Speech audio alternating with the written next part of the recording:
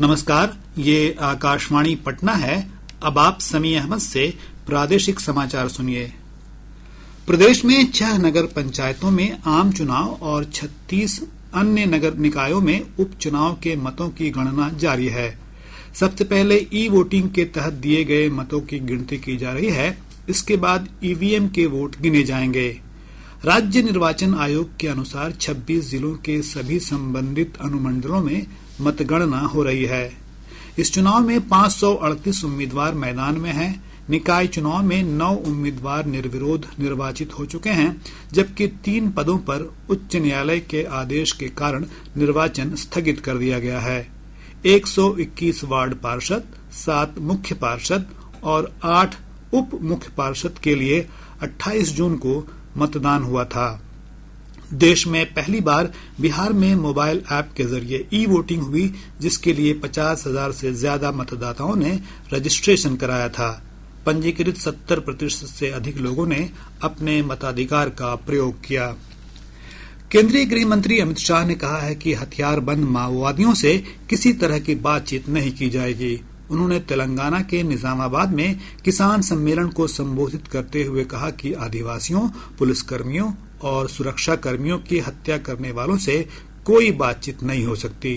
गृहमंत्री ने वामपंथी उग्रवादियों से हथियार छोड़कर मुख्य धारा में शामिल होने का आह्वान किया। रेल मंत्री अश्विनी वैष्णव ने रेलवे बोर्ड को ट्रेन प्रस्थान से 8 घंटे पहले आरक्षण चार्ट की तैयारी करने की दिशा में काम शुरू करने का निर्देश दिया है।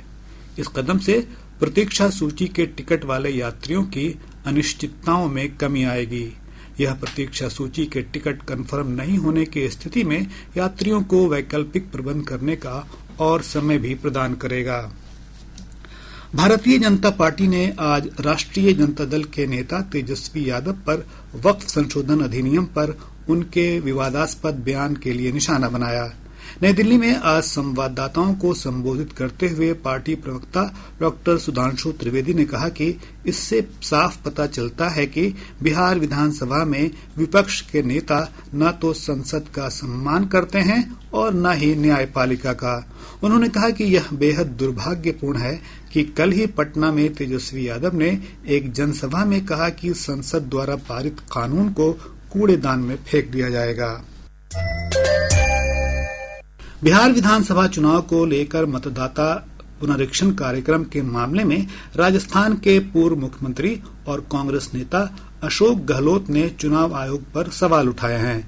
पटना में संवाददाताओं से बातचीत में उन्होंने कहा कि वोटर लिस्ट वेरिफिकेशन एक बड़ा मुद्दा है।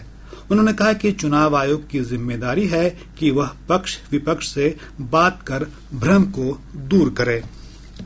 प्रदेश में लगातार मानसूनी बारिश जारी है। मौसम विभाग ने आज गया, बक्सर, अरवल और जमुई समेत 12 जिलों में बारिश और वज्रपात की चेतावनी जारी की है। विभाग के अनुसार इस दौरान रोहतास और औरंगाबाद समेत 5 जिलों में बहुत भारी बारिश का पूर्वानुमान है। वहीं शेष स्थानों पर हल्की से मध्यम बारिश की संभावना है। इधर पिछले 24 घंटों के दौरान राजधानी पटना समेत अन्य जिलों में अच्छी बारिश के समाचार हैं। इस अवधि में वैशाली जिले में 36.5 मिलीमीटर, गोपालगंज में 30.5 और पटना में 14.5 मिलीमीटर बारिश दर्ज की गई। मौसम विभाग के अनुसार राज्य में अब तक सामान्य से 34% कम बारिश हुई है। विभाग के अनुसार 29 जून तक सामान्य तौर पर 150 मिलीमीटर बारिश होनी चाहिए थी, लेकिन अब तक लगभग 100 मिलीमीटर बारिश ही हुई है। उत्तराखंड में तेज बारिश के कारण 4 धाम यात्रा पर लगाया गया प्रतिबंध आज हटा लिया गया है। मौसम विभाग ने आज उत्तराखंड के कई क्षेत्रों में मूसलाधार बारिश की चेतावनी जारी की है और तीर्थ यात्रियों को सतर्क रहने की सलाह दी है। इधर स्थानीय प्रशासन ने यात्रा मार्ग पर वाहनों की आवाजाही को नियंत्रित करने के निर्देश दिए हैं। अररिया जिले के जोगबनी में एसएसबी ने फॉरबिसगंज से एक वाहन से 887 बोतल प्रतिबंधित कोडिन युक्त सिरप के साथ एक तस्कर को गिरफ्तार किया है। इसके साथ ही आकाशवाणी पटना से प्रसारित प्रादेशिक समाचार का ये अंक समाप्त हुआ।